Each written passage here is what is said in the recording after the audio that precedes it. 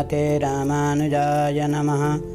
लक्ष्मीनाथसमारम्भां नाथयामनमध्यमाम् अस्मदाचार्यपर्यन्तां वन्दे गुरुपरम्पराम्। अस्मद्गुरुपरम्पराभ्यो नमः। समस्त भक्त भागवत मण्डलीज्यूहरू, हामीले भगवानको नवदा भक्ति मध्येमा श्रवण कीर्तन स्मरणको प्रसङ्ग श्रवण गर्दै आज चाहिँ हामी पाद सेवनम, भगवानको सेवा कसरी गर्ने, किन गर्ने, कसले गर्नुभयो, किन गर्ने, भगवानका चरणमा सम्पूर्ण तीर्थहरूको वास छ। भगवानका चरणबाट नै तीनै लोकलाई पवित्र पार्ने भागीरथी गङ्गा प्रवाहित भएकी छन्। जुन भगवानको चरणबाट निक्लेकी गङ्गा स्नान गर्नाले, पान गर्नाले, दर्शन गर्नाले व्यक्तिले सद्गति प्राप्त गर्दछ, सत्मुक्ति प्राप्त गर्दछ। सबै भगीरथका सगर राजाका सन्ततिहरू कपिलदेवको श्रापबाट भस्म भएकालाई पनि उद्धार गर्ने सामर्थ्य चाहिँ जसका चरणबाट निक्लेकी भागीरथी गङ्गामा छ र उनीहरूले उद्धार उनीहरूको भयो। त्यस्ता भगवान श्री हरिका चरणारविन्दको सेवा गर्नु यो चाहिँ 4औं नम्बरको भक्ति हो।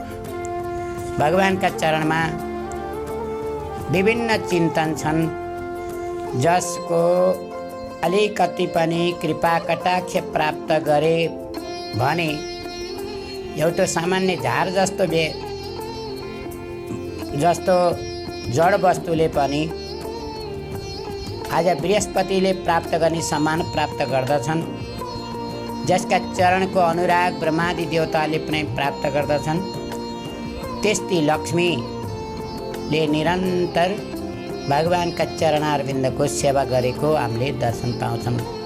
सेवा गरेर विराजमान हुनुभएको छ र भगवानका चरणारविन्दमा शङ्ख,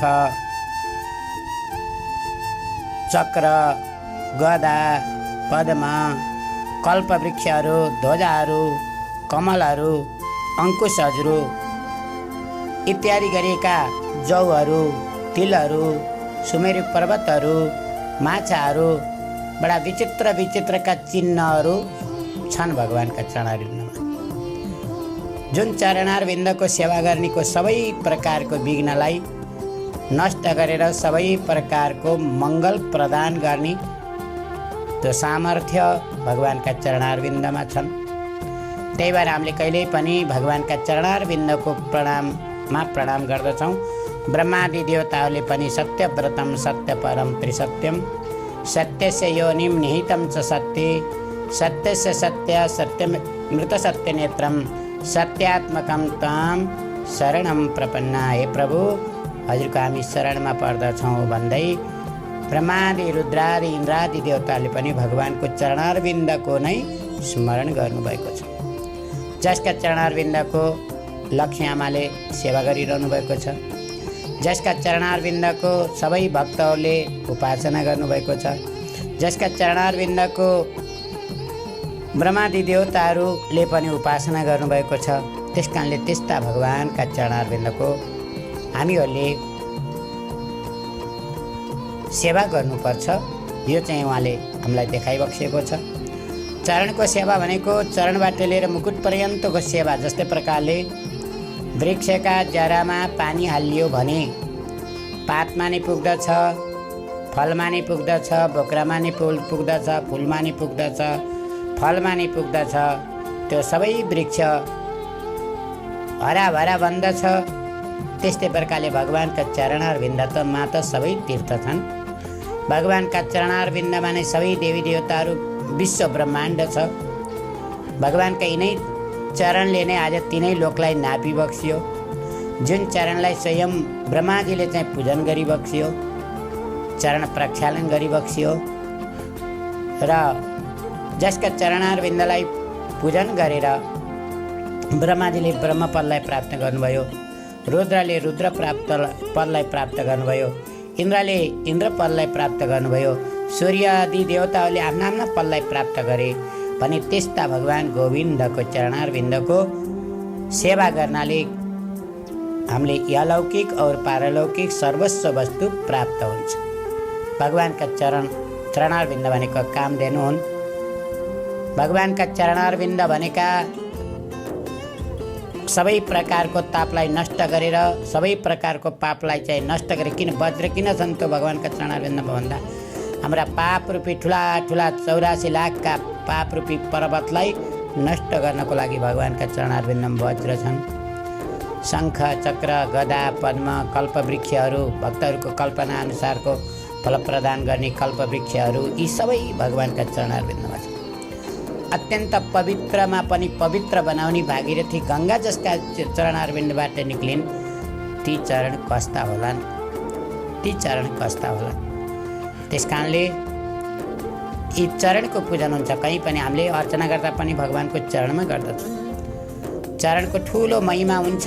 हामीले ब्राह्मणहरूको आफूभन्दा मान्ने व्यक्ति ब्राह्मण अनि मातापिता गुरु कुनै विशिष्ट साधु सन्त महात्माहरूको चरणमा नै हामीले चाहिँ अर्पित हुन्छौँ, साष्टाङ्ग प्रणाम गर्छौँ। किनकि ती पवित्र पावन चरणमा उहाँहरूले गरेको जो अनुष्ठानको जो चाहिँ ऊर्जा हो त्यो ऊर्जा प्राप्त हुन्छ र उहाँलाई साष्टाङ्ग प्रणाम र आराधना गर्नाले त्यो ऊर्जा हामीहरूलाई प्राप्त हुन्छ र हामी अलौकिक और पारलौकिक सुखलाई हामीले प्राप्त गर्दछौँ। त्यसकारणले भगवानका चरणको पूजा गर्छौँ। भगवानको चरणको पूजा भन्नाले केवल चरणको मात्रै पूजा हुँदैन, पुरै सर्वाङ्गको पूजा हुन्छ। अर्घ्य आह्वान आसन भगवानलाई आह्वान गर्नु, दिव्य सिंहासनमा राख्नु, सिंहासनमा राखिसकेपछि भगवानलाई स्वागतको लागि अर्घ अर्पण गर्नु, अर्घ अर्पण गरिसकेपछि चरण प्रक्षालन गर्नु, त्यसलाई पाद्य भनिन्छ।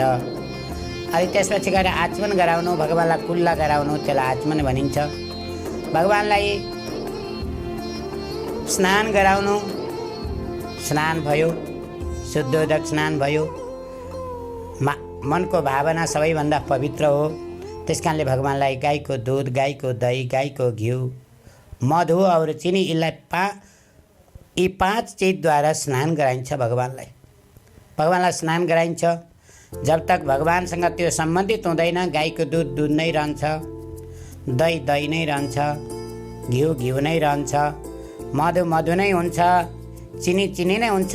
दुधलाई हामीले अमृत पानी भन्दैनौँ, दहीलाई हामीले अमृत पानी भन्दैनौँ, घिउलाई हामीले अमृत पानी भन्दैनौँ, मधुलाई हामीले अमृत पानी भन्दैनौँ र शर्करा चिनी आदिलाई पनि हामीले अमृत भन्दैनौँ। यी 5 चिज जब भगवानसँग सम्बन्धित हुन्छन् अथवा भगवानका चरणारविन्दमा अर्पण गरिन्छ यी अमृत बन्दछ। भगवानलाई भोग नलाउन्जरी सुन्तला भन्छ, अङ्गुर भन्छ, केरा भन्छ, नास्पति भन्छ, मेवा भन्छ। त्यही चिज भगवानलाई अर्पण गऱ्यौँ भने त्यो महाप्रसाद बन्दछ। भगवानलाई अर्पण नगर्दै घरमा पकाएको रोटी बन्छ, खिर बन्छ, हलुवा बन्छ, मालपुवा बन्छ। त्यही चिज भगवानलाई अर्पण गरियो भने त्यो महान प्रसाद बन्छ। त्यो वस्तुले हामी सबैलाई कल्याण गर्दछ, सबैको उद्धार गर्दछ। त्यस कारणले पञ्चामृतले स्नान गराउनु, पञ्चामृतले स्नान गराइसकेपछि शुद्ध जलले स्नान गराउनु। शुद्ध जल भनेको सम्भव भए नारायणीको पवित्र पावन तीर्थहरूबाट ल्याइएको जो जल हो त्यसलाई चाहिँ हामीले पवित्र जल मानिन्छ।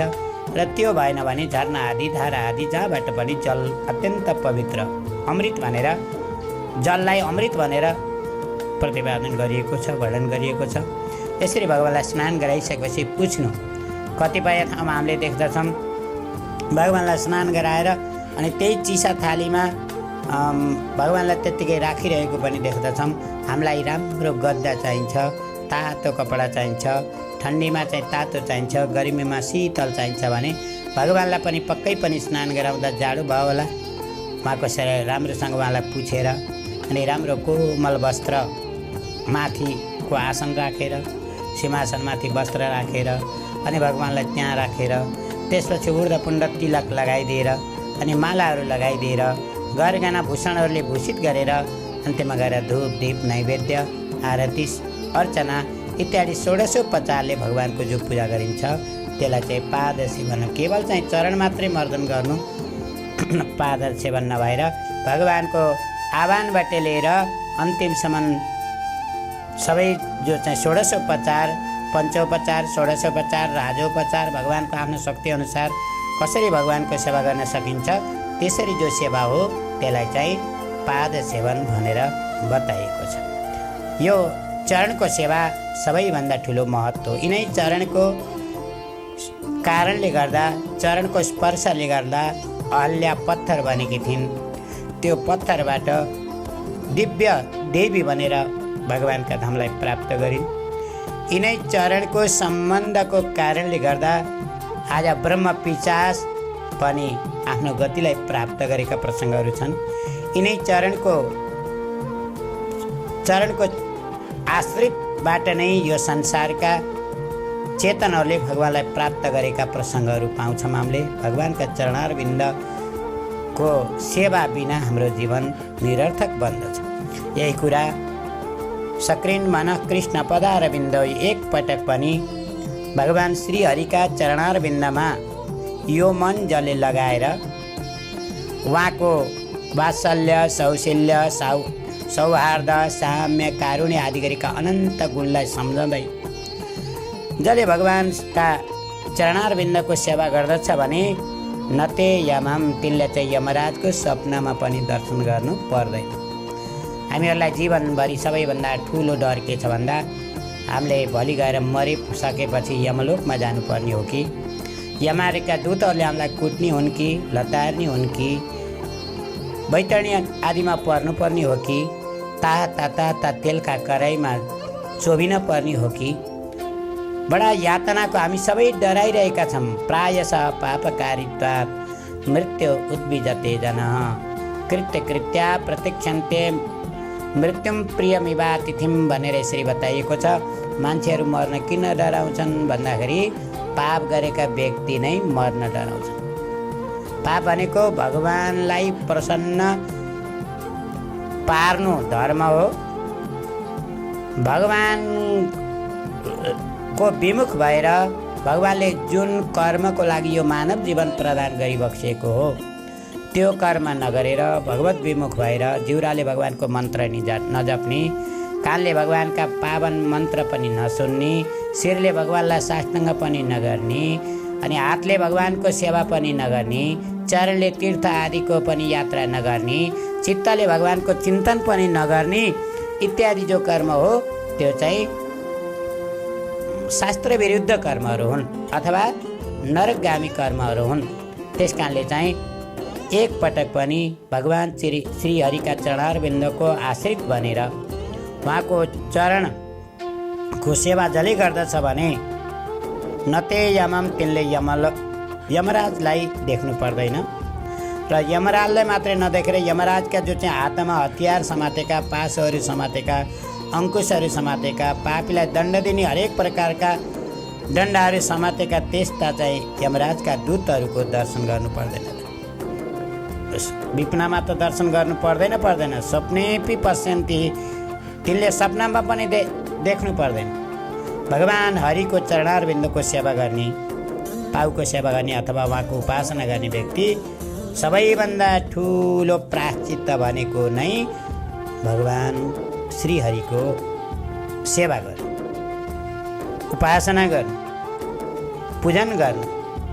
त्यस कारणले भगवानको षोडशोपचार, पञ्चोपचार जसरी त्यहाँ पूजा गर्नुपर्ने हो त्यसरी पूजा गर्ने र धूप दीप नैवेद्य जे गर्नुपर्ने हो त्यो चाहिँ सम्भव भए अनुसार आफ्नो यो समय पाएको समयलाई भगवानको सेवामा लगाउनु। भगवानको नाम जपेर हुन्छ कि भजन गरेर हुन्छ कि कीर्तन गरेर हुन्छ कि पाठ गरेर हुन्छ कि ध्यान गरेर यो नवदा भक्तिभित्र यी सबै पर्दछ। त्यस कारणले तिनले सपनामा पनि यमराजका दूत और यमराजको दर्शन गर्नु पर्दैन। सबैभन्दा ठुलो प्रायश्चित्त भनेको भगवत पूजन, भगवानको उपासना हो। र स्वयं लक्ष्मीले भगवानको वक्षस्थलमा वास पाउनु भएको छ। वक्षस्थलमा लक्ष्मीजीको आवास स्थान त्यस्तो वक्षस्थलमा बस्ने लक्ष्मीले पनि त्यो वक्षस्थललाई छोडेर भगवानका चरणारविन्दमा को सेवा गर्नुभएको छ, जसका कृपा कटाक्ष ब्रह्मादि देवताले पनि प्राप्त गर्दछन् र चरणमा तुलसीको स्थान, वक्षस्थलमा लक्ष्मीको स्थान हो तापनि आज वक्षस्थललाई त्यागेर चरणकै सेवा गर्नुभएको छ। त्यस्ता भगवान श्रीहरिको उपासना, पाउको सेवा, आराधनाबाट नै हाम्रो मानव जीवन सार्थक बन्दछ। श्रीयत पदाम्बुजरजश्चकमे तुलस्या लद्दापि बक्षिसि पदं किल वृत्तजुष्टं यस्या सुवेक्षण कृतेन्यसुर प्रयास। जुन लक्ष्मीको अलिकति पनि कृपा कटाक्ष पाएर सबै देवता देवी देवताहरू धन्य बन्दछन्, त्यस्तै प्रकारले हामीले पनि त्यो भगवान श्रीहरिका चरणारविन्दको उपासना हामीले गर्नुपर्ने हुन्छ। तापत्रेण विहतस्य घोरे सन्तप्यमान सबभाध्वनिसा पश्यामि नान्यचरणं तवाङ्घ्रि द्वन्द्वात् पत्रादमृता विवर्षात्। हामी 3 प्रकारको तापले जलिरहेका छौँ, आध्यात्मिक ताप, आदि भौतिक ताप और आदि दैविक ताप। यी 3 प्रकारका तापले यो भवाटवीमा हामी सबै पाकिरहेका छौँ, जलिरहेका छौँ, हामी सबै दुखी भइरहेका छौँ। यसरी संसाररूपी समुद्रमा 3 प्रकारको तापले जलिरहेका प्राणीले केवल भगवानका चरणारविन्द रूपी छत्र छाया नै हाम्रो लागि सर्वस्व हो। त्यो नरकाङ्गारसम्म नरकरूपी अङ्गारलाई नष्ट गर्ने साधन हो। त्यसकारणले हामीले भगवानका चरणको सेवा रूपी भक्ति गरेर भगवान गोविन्दलाई हामीले सरल रूपमा प्राप्त गर्दछौँ। यसरी हामीले चाहिँ श्रवणम कीर्तनम विष्णु स्मरणम पादसेवनम, भगवानका पावन चरित्र श्रवण गरेर, भगवानको कीर्तन गरेर, भगवानलाई सम्झेर अनि भगवानको पाउ सेवा रूपी भक्ति गरेर भगवानलाई प्राप्त गर्नेछौँ। यी भए भगवानलाई प्राप्त गर्ने उपायहरू र अगाडिका क्रम पनि हामीले क्रमैले चाहिँ अगाडिका जो सिँढीहरू हुन् अथवा खुड्किलाहरू हुन्, जो उपायहरू हुन्, तिनी पनि हामीले क्रमैले श्रवण गर्दै जानेछौँ। ओम शान्ति शान्ति शान्ति, सर्वे भवन्तु सुखिनः, सर्वे सन्तु निरामयाः, सर्वे भद्राणि पश्यन्तु मा कश्चित् दुःखभाग् जनः।